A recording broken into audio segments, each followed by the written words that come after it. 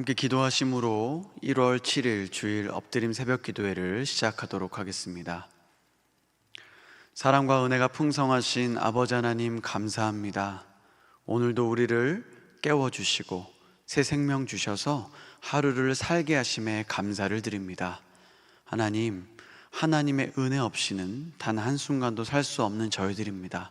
오늘도 일용할 은혜를 더하여 주셔서 주님과 함께 동행하며 믿음으로 살아가는 저희 모두들 되게 하여 주옵소서.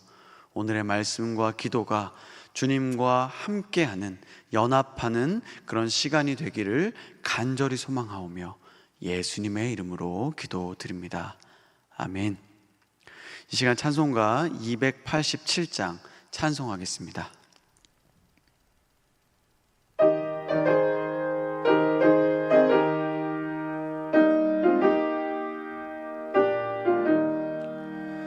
예수 앞에 나오면 죄사함 받으며 주의 품에 안기어 편히 쉬리라.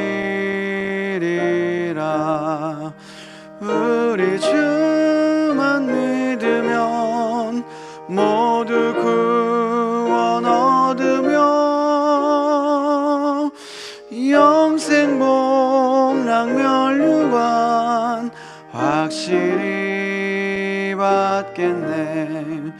예수 앞에 나와서 은총을 받으며 마음의 기쁨 넘치어 감사하리라. 우리 주만 믿으면 모두 구원 얻으며 영생 복락면류관 확실히 받겠네. 예수 앞에 설 때에 흰 옷을 입으며 밝고 빛난 내 집에 같이 살리라. 우리 주만 믿으면 모두 구원 얻으며 영생 복락면류관 확실히 받겠네. 아멘. 오늘 우리에게 주시는 하나님의 말씀은 마가복음 3장 7절에서 19절 말씀입니다. 신약 성경 57쪽, 생명의 삶은 56쪽입니다. 이제 하나님의 말씀을 봉독합니다. 예수께서 제자들과 함께 바다로 물러가시니 갈릴리에서 큰 무리가 따르며 유대와 예루살렘과 이두메와 요단강 건너편과 또 두로와 시돈 근처에서 많은 무리가 그가 하신 큰 일을 듣고 나아오는지라. 예수께서 무리가 애워싸 미는 것을 피하기 위하여 작은 배를 대기하도록 제자들에게 명하셨으니 이는 많은 사람을 고치셨으므로 병으로 고생하는 자들이 예수를 만지고자 하여 몰려왔음이더라. 더러운 귀신들도 어느 때든지 예수를 보면 그 앞에 엎드려 부르짖어 이르되 당신은 하나님의 아들이니이다 하니 예수께서 자기를 나타내지 말라고 많이 경고하시니라. 또 산에 오르사 자기가 원하는 자들을 부르시니 나온지라. 이에 12를 세우셨으니 이는 자기와 함께 있게 하시고 또 보내사 전도도 하며 귀신을 내쫓는 권능도 가지게 하려 하심이로라. 이 12를 세우셨으니 시몬에게는 베드로란 이름을 더하셨고 또 세베대의 아들 야고보와 야고보의 형제 요한이니 이 둘에게는 보아너게 곧 우레의 아들이란 이름을 더하셨으며 또 안드레와 빌립과 바돌로메와 마테와 도마와 알페오의 아들 야고보와 및 다데오와 가나나인 시몬이며 또 가룟 유다니 이는 예수를 판자더라. 이 말씀은 살아계신 하나님의 말씀입니다. 아멘. 얼마 전에 가족들과 함께 충남 서산에 다녀왔습니다. 정말 한적한 바닷가 쪽이었는데 그쪽에 영양굴밥이 맛있다 그래서 그곳에서 점심을 먹기로 했습니다. 그때가 평일 점심이었음에도 불구하고 그 식당에 갔더니 많은 사람들이 대기를 하고 있었습니다. 무려 40분이나 기다려야 된다라는 이야기를 듣고 깜짝 놀랐습니다. 이제는 전국에 맛집이라고 소문이 나면 이렇게 많은 사람들이 기다리는, 많은 사람들이 몰려오는 그런 식당이 되는구나, 이렇게 문전성시를 이루는구나 라는 생각을 하게 되었습니다. 여러분, 연예인들은 어떻습니까? 연예인들이 인기가 생기면 많은 사람들이 그들을 좋아하게 됩니다. 그래서 그들이 지나가기만 해도 사인도 해달라고 하고 사진도 찍어달라고 하면서 많이 쫓아오고 몰려들죠. 오늘 말씀을 보면 예수님께도 많은 사람들이 찾아오고 몰려옵니다. 마치 예수님께서 인기 스타가 되신 것 같습니다. 그들은 예수님이 보여주신 많은 기적들, 놀라운 능력들을 보고 나에게도 그런 능력을 행하시기를 바라는 마음으로 예수님께 나아왔습니다. 우리가 생각하는 상상은 예수님께서 한 명 한 명 그들에게 기적을 베풀어 주시고 그들의 병든 연약한 몸을 치유하시며 한 사람 한 사람 만날 것이다 라고 우리는 상상을 해보지만, 오늘 말씀에 등장하는 예수님께서는 그렇게 행동하지 않으십니다. 오히려 예수님께서는 그들을 피하십니다. 도대체 예수님께서는 왜 이렇게 행동하신 걸까요? 예수님께서는 많은 사람들을 보시면서 목자 없는 양같이 불쌍히 여기신 분이십니다. 예수님께서는 한 영혼이 천하보다 귀하다 말씀하시고 그렇게 생각하시는 분이십니다. 또한 예수님께서는 죄인 중에 괴수인 우리를 위해서 모든 것을 베풀어 주신 그런 분이십니다. 그런데 예수님께서는 왜 그들에게 이렇게 하신 걸까요? 거기에 예수님께서는 공생애를 살펴보면 많은 사람들을 고쳐주셨고 치유해 주셨는데 도대체 이들에게는 왜 이렇게 하신 걸까요? 예수님께서 베풀어 주신 기적들을 성경은 표적이라고 기록하고 있습니다. 단순히 놀라운 현상이 아니라 그 현상 너머에 분명한 의도와 목적과 계획이 있는데 그것을 우리는 표적이라고 이야기합니다. 예수님께서 기적을 베풀어 주신 이유는 단순히 놀라운 현상을 보여주시는 것이 아니라 그 기적을 통하여서 예수님께서 하나님의 아들이심을 보여주기 위함이라는 목적이 있었습니다. 예수님께서 기적을 베풀어 주신 이유는 그 현상을 통하여서 이곳이 아픔도 없고 눈물도 없고 질병과 문제도 없는 하나님의 나라가 나타났다는 것을 분명히 말씀해 주시고 보여주시고자 하는 그런 목적이 있었습니다. 이것이 예수님께서 보여주신 기적의 목적, 표적의 의미였습니다. 그런데 지금 예수님께 몰려드는 많은 사람들에게 이 표적을 보일 수가 없었던 것입니다. 그들에게 기적은 보일 수 있었지만 표적을 보일 수 없었기 때문에 예수님께서는 그들을 피하셨던 것이지요. 성경은 그들을 무리라고 기록하고 있습니다. 그들은 예수님이 어떤 분이신지 조금도 관심이 없었습니다. 그들은 하나님 나라에 대한 관심이 조금도 없었습니다. 그렇기 때문에 예수님께서는 그들의 중심을 보시고 그들을 피하셨던 것입니다.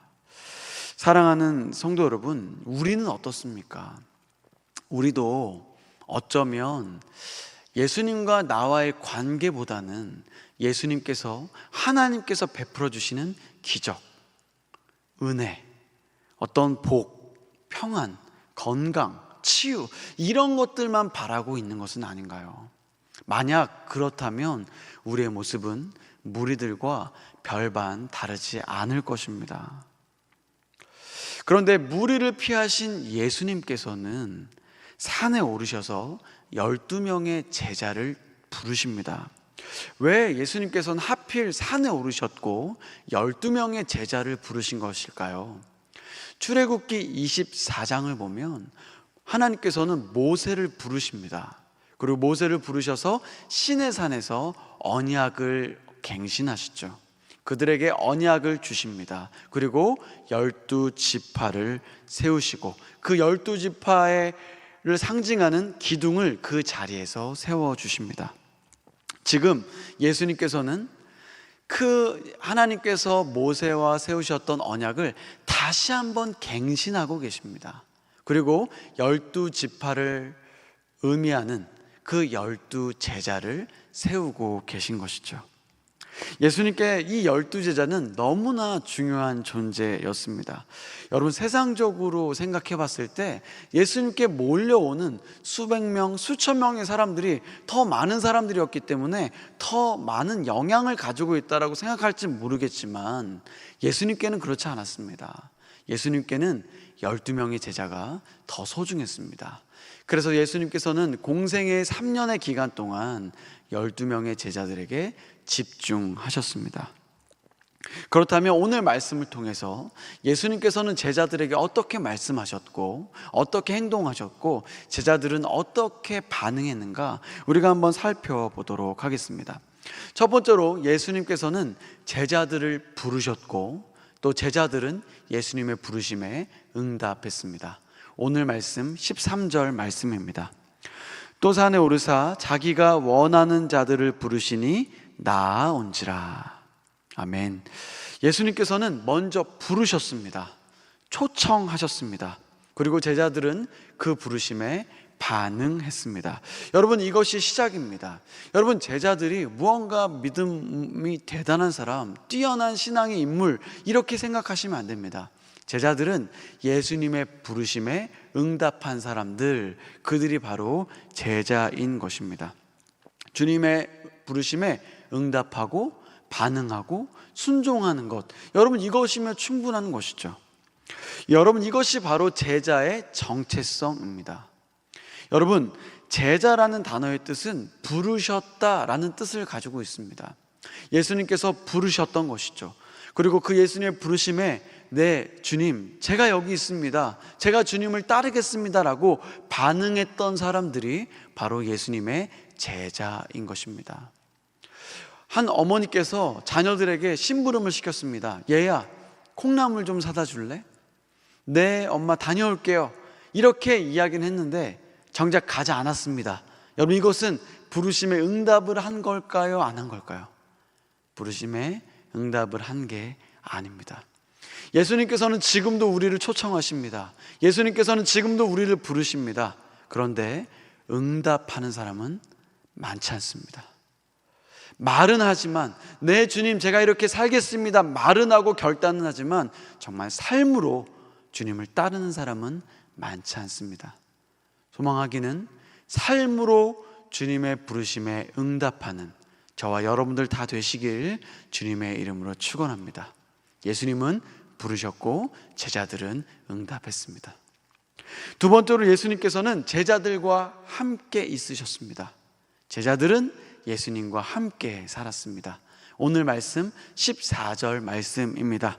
이에 12를 세우셨으니 이는 자기와 함께 있게 하시고 또 보내사 전도도 하며. 아멘. 예수님께서는 제자들과 함께 하셨습니다. 함께 드셨고 함께 마셨고 함께 주무셨습니다. 함께 생활하셨고 함께 기도하셨고 함께 전도하러 다니셨습니다. 예수님과 제자들은 같은 생활을 하는 생활 공동체의 삶을 살았습니다. 여러분, 예수님과 함께하는 것, 이것은 굉장히 중요합니다. 이것이 바로 본질이라 말씀드릴 수 있겠습니다. 예수님 안에 거하는 것, 예수님과 함께 사는 것, 예수님과 동행하는 것, 이것이 제일 중요합니다. 예수님께서는 이것을 위하여서 제자를 부르신 것이죠. 함께 있게 하기 위해서 부르셨습니다. 이것이 제자의 본질이고 제자의 능력이고 제자의 생명입니다. 요한복음 15장에 보면 예수님께서 나는 포도나무요 너희는 가지다 라고 말씀하셨습니다. 가진 우리들은 포도나무이신 예수님께 붙지 않으면 열매를 맺지 못한다 라고 말씀하시죠. 그런데 여러분, 단순히 열매를 맺지 못하는 정도가 아닙니다. 가진 우리가 포도나무 대신 예수님과 함께 하지 않으면, 붙어 있지 않으면, 영향을 받지 않으면 우리는 결코 생명을 누리지 못하게 되는 것입니다. 생명을 살아갈 수 없는 것이죠. 예수님과 함께하는 것, 예수님 안에 거하는 것은 우리가 생명력 있는 삶을 살기 위한 필수적인 조건이고 능력을 나타내기 위한 아주 중요한 조건인 것입니다. 예수님께서는 그것을 아시기 때문에 제자들과 함께 있으셨습니다. 그리고 제자들은 예수님과 함께 있었습니다. 사랑하는 성도 여러분, 여러분들은 예수님과 얼마나 많은 시간을 함께 하고 계십니까? 여러분, 예수님과 함께하는 시간이 나를 살리는 시간인 줄 믿습니다. 예수님과 함께하는 시간이 정말 나를 살리는 시간이고 내가 어떻게 하루를 은혜롭게 살아가는가, 승리하며 살아가는가를 결정하는 중요한 기준이라는 것을 여러분 꼭 기억하실 수 있길 바랍니다. 새해 예수님과 더 친밀히 함께 하시는 여러분, 더 오래 함께 하시는 여러분, 그래서 그 시간을 통하여서 세상이 줄 수 없는 기쁨을 충만히 누리실 수 있는 여러분들 다 되시길 주님의 이름으로 축원합니다. 아멘. 세 번째로, 예수님께서는 제자들을 보내셨습니다. 그리고 제자들은 그 예수님의 보내심을 따라 사명을 감당했습니다. 예수님께서는 분명 제자들과 함께 하셨는데 품 안에 계속 두신 것이 아닙니다. 제자들을 품 안에 계속 두신 게 아니라 그들과 함께 있고 그들을 또한 보내셨습니다.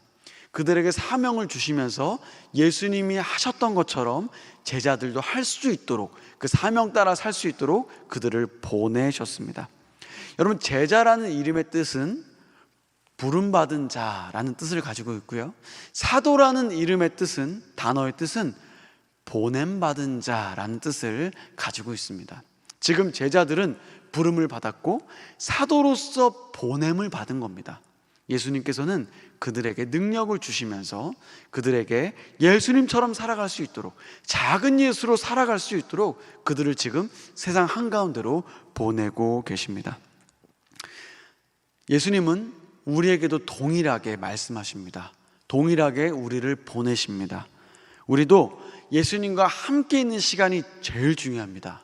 이것이 먼저 선행되어져야 합니다. 그런데 여기에만 머물러 있는 것이 아니라 내가 예수님으로 말미암아 은혜를 얻고 풍성함을 얻었다면 이제는 그 은혜를 흘려보내야 되는 것이죠. 풍성한 삶을 살았다면 나 혼자 풍성한 삶을 사는 것으로 만족하는 것이 아니라 내 주변에 있는 사람도 풍성한 삶을 살 수 있도록 그들에게 관심을 갖고 그들에게 손을 내밀며 그들과 함께 나아가는 것, 이것이 바로 예수님께서 우리에게 원하시는 사명이라는 것입니다. 그래서 예수님께서는 제자들을 보내셔서 그들을 전도하게 하셨고 귀신을 내쫓게 하셨고 병든 자를 치유하게 하셨습니다. 이것이 제자들의 사명이고 우리의 사명인 줄 믿습니다. 예수님께서는 3년 동안 제자들과 함께 사시면서 이렇게 제자들을 순간순간 보내셨습니다. 예수님처럼 살 수 있도록 그 능력을 주시면서 함께 하셨죠. 15절 말씀입니다. 귀신을 내쫓는 권능도 가지게 하려 하심이로라. 아멘.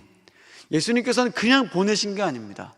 제자들에게 사명만 주신 게 아니라 사명을 감당할 수 있는 힘과 능력과 권능과 지혜를 주셨습니다. 예수님께서 제자들에게 그렇게 하셨다면 우리들에게도 그렇게 하시지 않겠습니까? 예수님께서도 우리에게 그렇게 하시겠죠.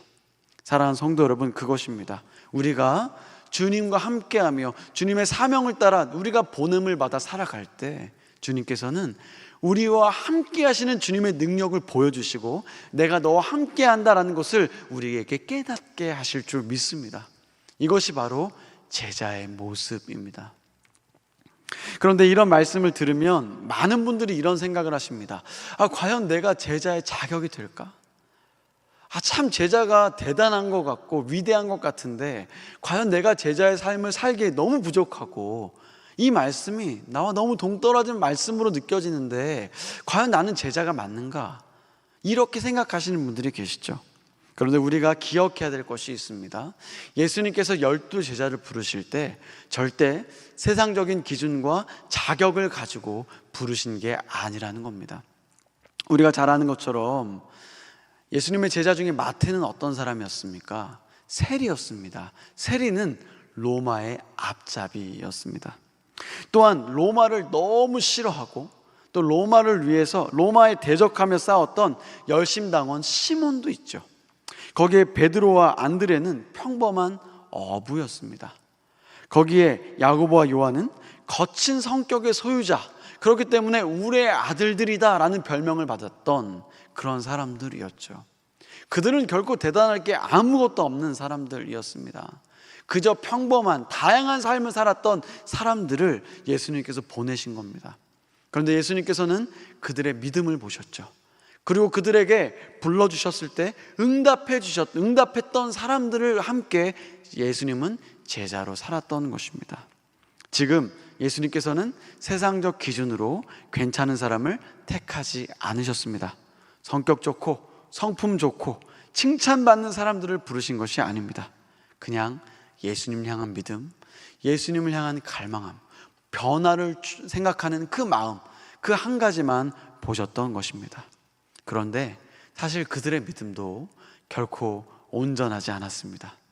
무려 3년 동안 예수님과 함께 살았고 예수님을 통하여서 능력을 경험했던 그들이었지만 예수님께서 십자가 지실 때 다 뿔뿔이 흩어졌고 도망쳤습니다. 여러분, 베드로는 어떻습니까? 예수님을 3번이나 부인했습니다. 그는 도망쳤습니다. 그런데 그는 예수님께 다시 나아왔습니다. 예수님께서 다시 한번 불러주셨는데 그 부르심에 한 번 더 응답했고 한 번 더 예수님과 함께 생활했고 성령을 경험한 이후에 그는 다시 사명자의 삶을 살아갑니다. 여러분, 이것이 중요한 것입니다. 여러분, 한 번의 기회만 있는 것이 아닙니다. 한 번만 제자로 부르는 것이 아니라 예수님께서는 계속 우리를 부르고 계십니다. 초청하고 계십니다. 우리는 그 초청에 지금 응답하면 되는 것이죠.